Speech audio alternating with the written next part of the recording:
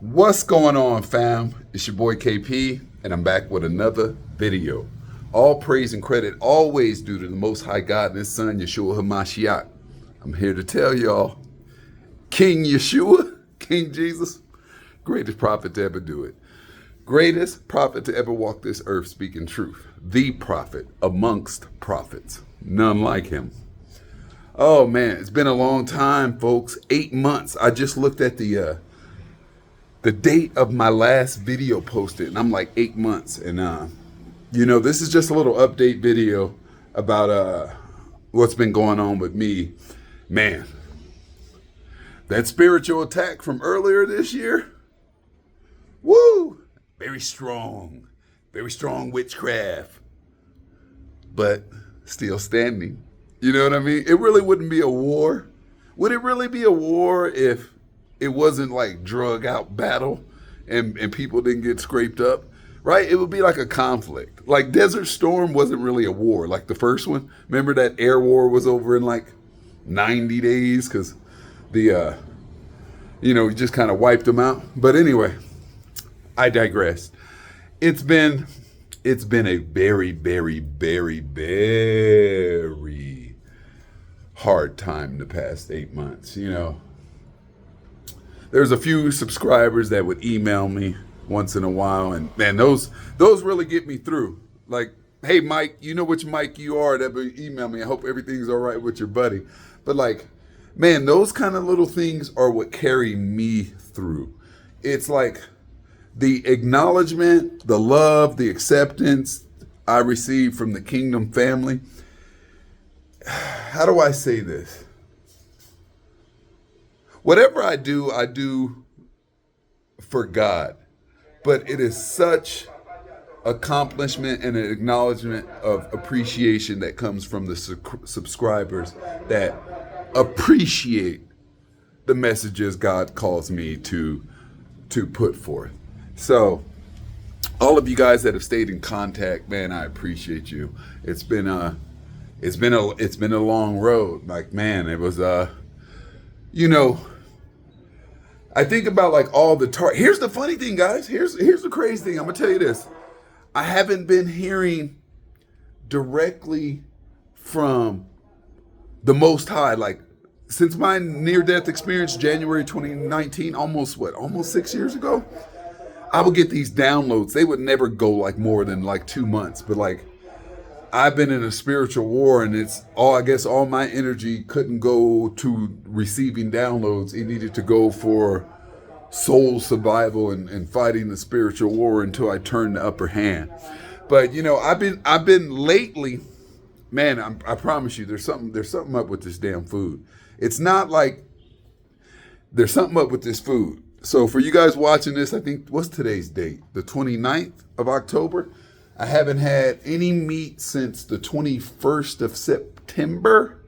So what's that, about 5 weeks? And I haven't had like any sugar or any flour or any rice or like bread in about like 2 weeks now. And the inflammation in my body is going down, and I'm starting to see glitches in the matrix. And I'm not going to go into what type of glitches, because like I see things and I get associated messages, and that's the way it always works, and it's only going to make sense to me. But if you guys receive your own type of glitches and confirmations, then you'll know what I'm talking about. So I've been the past, I don't know, I would say about the week I've been seeing many glitches, but today's mini glitch was associated with that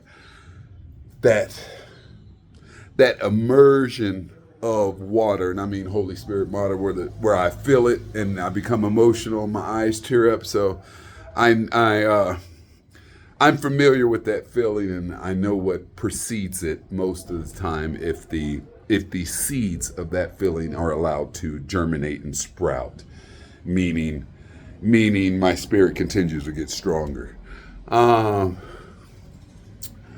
Messages.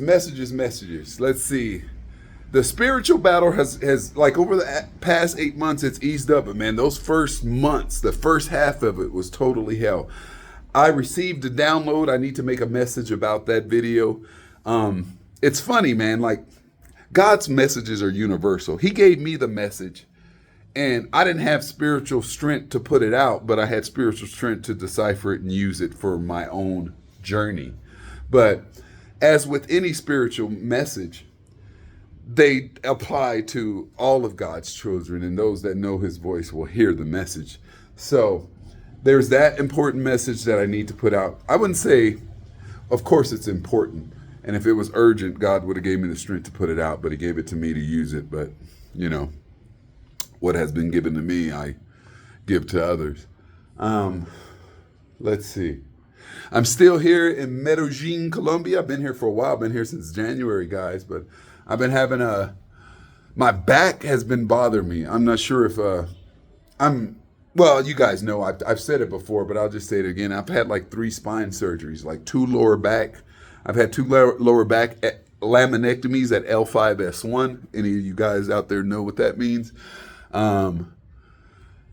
One in 2002, the other one in 2008, and I've had a cervical discectomy infusion at C4, C5. So like my neck and shoulders always bother me. My lower back has always bothered me. It's just something I've dealt with. Obviously my first back surgery was in 2002, so I've been dealing with this for quite some time. But anyway, I've been going to a lot of doctor's appointments, and I'm going to have a epidural steroid injection. Well, they're planning. I mean, I ain't committed to nothing yet, but like, hey, certain stuff works. And it's been a while since I had one of them epidural steroid nerve blocks. They last for like a few months, so I may be doing that. So I've been trying to get like health in order here in Medellin, going to a lot of doctor's appointments. Been trying to get my spiritual muscle strong, healthy, and the conduit, the bandwidth for downloading. And I think the most harming things was the food or something like that. Man, people call me. Colombia's worse than the United States as far as like spam messages, spam calls. I got a Colombian phone number. Man, how they get my number? Like I don't have any contacts in Colombia, like business contacts, whatever. But anyway, I just had to turn that off. So that's been going on. The crazy thing is I've been feeling like a lot more grounded, but not spiritual. But I think the spiritual is going to follow because, like I said, I've been seeing these glitches in the matrix.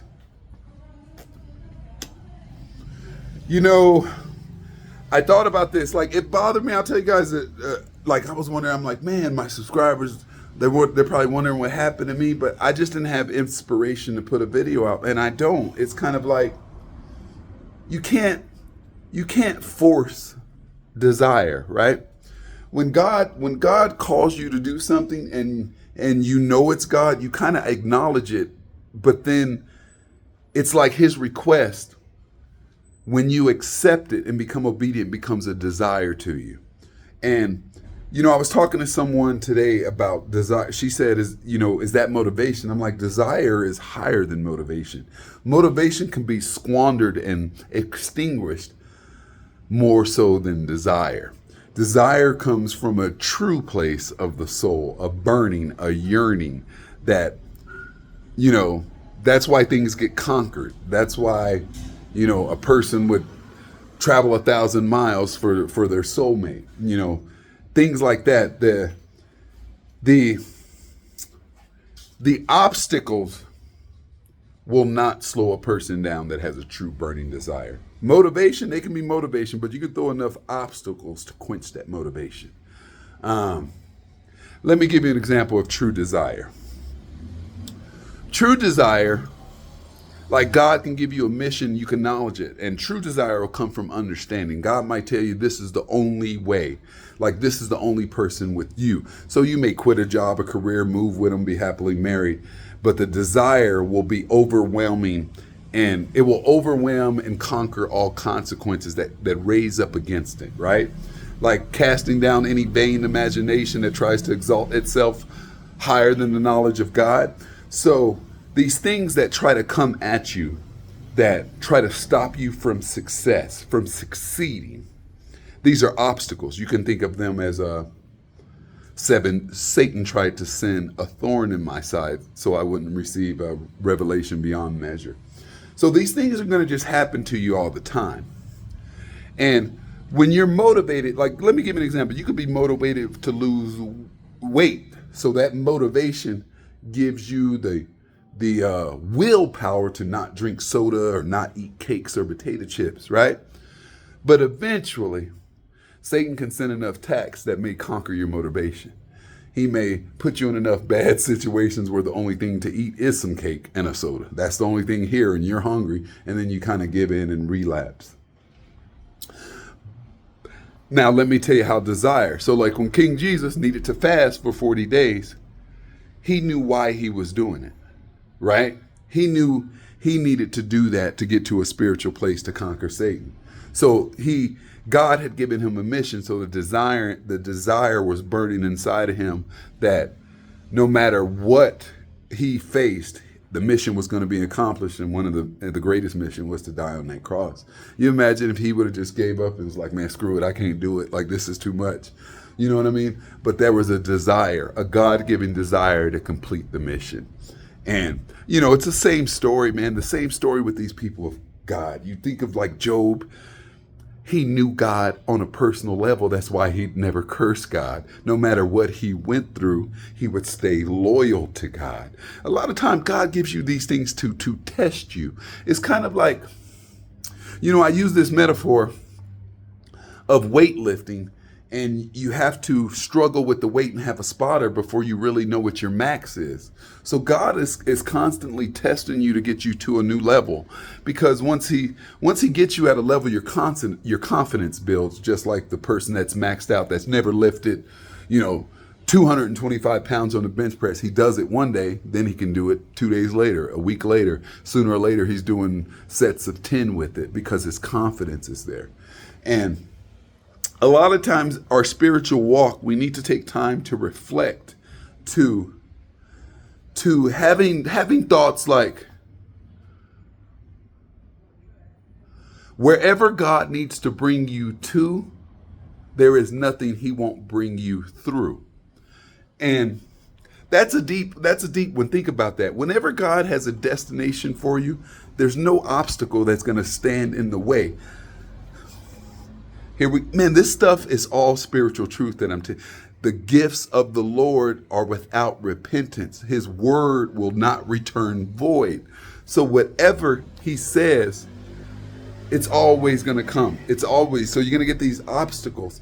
And these things are meant. The metaphor for these are the seedling trees that experience a windstorm or a mild hurricane in their adolescence, where they almost get ripped out of the ground.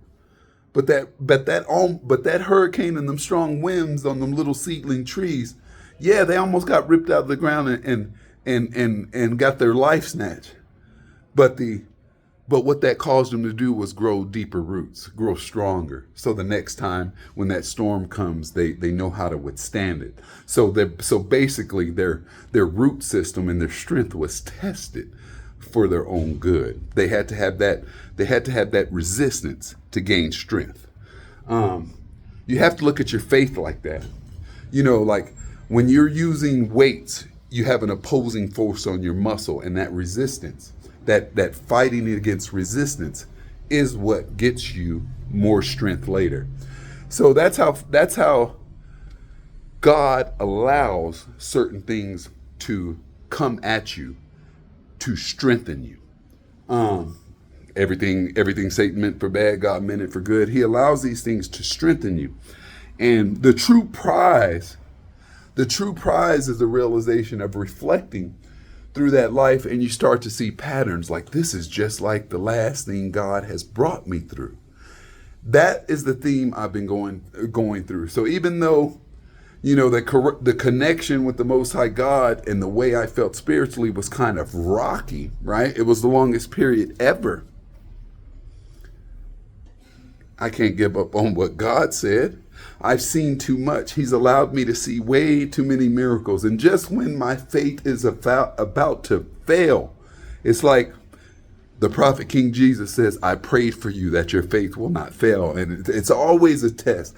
Just when I think I can't do it and I can't make it another day, there's King Jesus a spotter, and I'm on the weight bench, and he's gonna help me. He's gonna help me re-rack this weight King Jesus is gonna help me re-rack this weight that would have surely fell on my neck and put me to death. So a lot, man, God's always there for you is what I'm trying to say. And I'll use another metaphor that I learned when I was in business. And it's kind of like this. The true sign of a leader is not what the people do in his presence. It's not what the employees do in the presence of their manager, of their boss. The true sign of how effective a leader can be is how far away can he be from the process. And when I mean away, I mean absent physically. He may not be there overseeing or be there to answer questions or give advice daily. But will his employees do his will while he's absent? And that can only happen with respect. Usually, there's a lot of people that are not grounded spiritually. Therefore, they don't operate with spiritual principles. Let me give you an example. You can have like a bad boss treating people bad. They need time off from work. He won't give it. He's only caring about the profits. Those kind of people fear their manager, so they do the right thing at work when the manager's around. But the manager has to always be there. So he thinks he's a slave owner because he's running these slaves and he drives a hard bargain. But he has to be there all the time, just like the slave. So he can't see the part of him that is enslaved because he mistreats others. And versus a guy that is spiritual that knows it's about developing people. It's about giving things away and developing people and mentoring them is what will give what a lot of people see respect. I've helped some people in my life with a facet of things I was good at, things I could help them with. And they didn't owe me nothing. I didn't do it out of fear, but there's a certain level of respect when they can look back on, man, that dude Ken just hooked me up. He's all right. He's an all right guy. And I think that is longevity. That's what lives on, right? That's creating a legacy when you're that type of person. You don't want to be known as the bad boss, the bad friend, the bad brother, the bad son, the bad this. Try to be good. Try to be a good person to other people, whatever that is. See, man, here's the whole thing. This world has got us confused that you can only be good to people a certain way. They make it seem like they praise Bill Gates because he donates money to give a whole bunch of people shots. Man, you think people want shots? You think the people on the receiving end care about that? If you gave them a choice between a malaria shot or a Subway sandwich, I promise them starving kids are going to take that sandwich and they're going to risk that shot. You know what I mean? So a lot of times, see, people that are not spiritual think that's important, right? See, they don't have a God. They don't have the Most High God. They think that like they need protection from something, so they need to get in a laboratory and they need to create this vaccines and then they need to give it to people and then people will calm down. But like, like I worship the God that had a rebellious son named Satan that gave fallen angels information on how to create all this medical stuff. God's fine. Like, he don't need all that stuff. He can just fix you like he told me. Like, hey, there's going to be this coming. I don't need you to worry about it, but you're going to be fine. So, like, I get it. That, man, that's the message right there. Like, to be a good person, you got to be a godly person. Like, what are you measuring good? The only reason I'm tall, the only reason my measurement comes back at tall is because every other man on earth is not 7'4". That's the reason I'm tall. It's based on a scale. Like the average is 5'8". I'm 6'4", so therefore I'm considered a tall man. But the measurement is every other man, right? So a lot of people go around measuring themselves as I'm a good person. That's the measuring stick. At the same, what's that scripture? Somebody write it down. At the same measurement you will be measured. When God's talking about, when King Jesus telling them fools not to judge people, he's like the same scale you judge others is the scale you're going to be judged on. So without knowing God, without knowing his son, without knowing his standard, how could anyone ever possibly know if they're a good or a bad person based on what measurements stick? Like anybody right now, everything works like that. Hey, are you rich or poor? Like depends on what we're measuring. You're measuring to the average citizen of India. I'm pretty sure like everybody watching this video is probably rich compared to the average city in India. But that's the measuring scale. And people only define rich. You know what I mean? If you ask somebody, are they rich? Their minds have been programmed to be so narrow that they would only see that as fake printed money. You wouldn't see, man, is this person rich? They could be rich in creativity as an artist, rich in diversity as a chef. They could be, rich as a musician. They could be rich as a comedian. They could be rich and gifted spiritually. I mean, loaded, a spiritual baller with wisdom. You know what I mean? People are gifted in all different types of ways. And, I think when you start to seek God and use your gift, that's when he reveals your gift to it. There's no sense in giving it to you if you're not going to use it. You know what I mean? It's a special occasion every day when you work for the Most High God. It's a special occasion when that happens. And there's no sense in him giving you all the tools to go out to war if you ain't going to get on that battlefield and be about it, right? So, man, it's loud out there. Somebody's walking in my hallway or they're working on something. But I hear that story a lot. Like people are trying to find God, right? You're trying to find God. I'm searching for God. I want to hear God. I want to be closer to God. God's always there.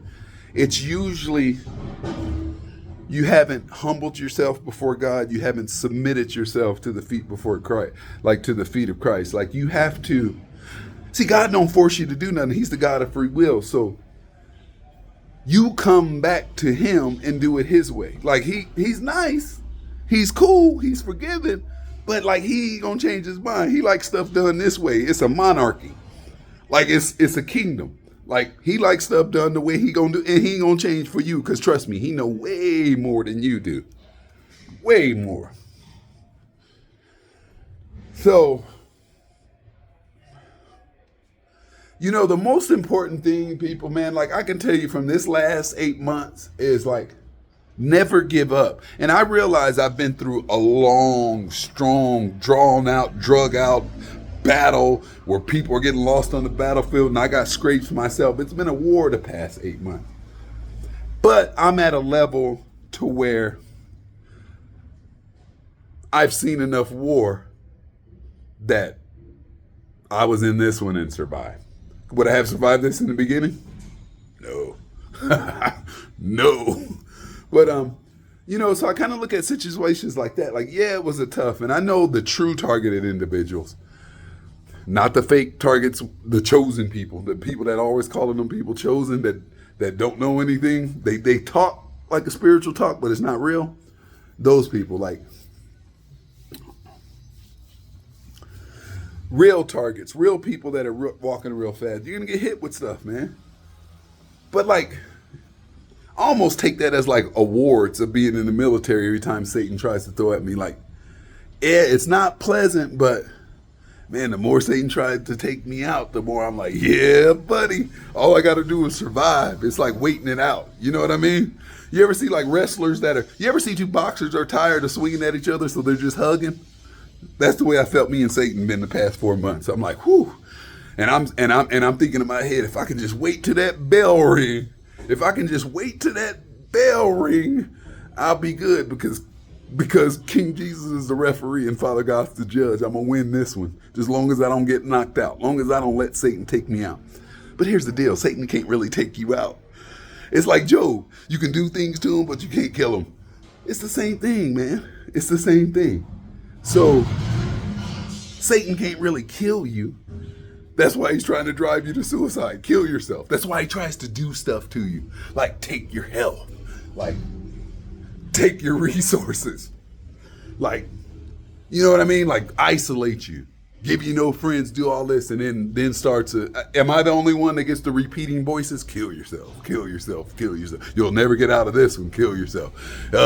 Future doesn't look bright, kill yourself.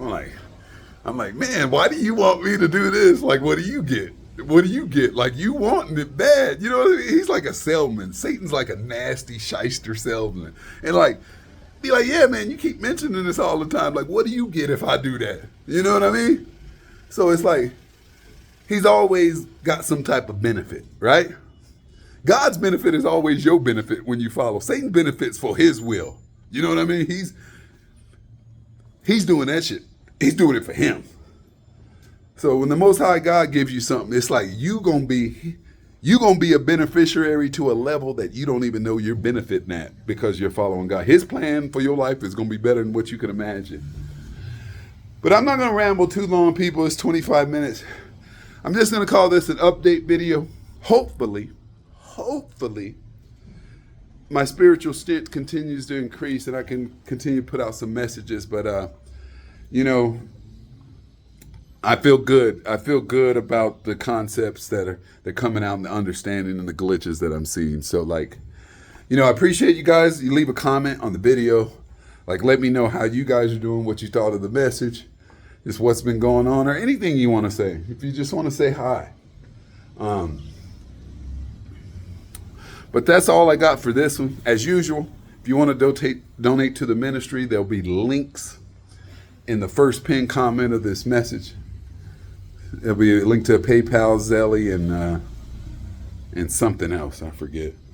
But that's all I got. Until next time, stay equipped in the full armor of God, covered in the blood, filled with the Spirit, in the name of the Son, and the power of the true living God. This is KP. Welcome back. Welcome me back.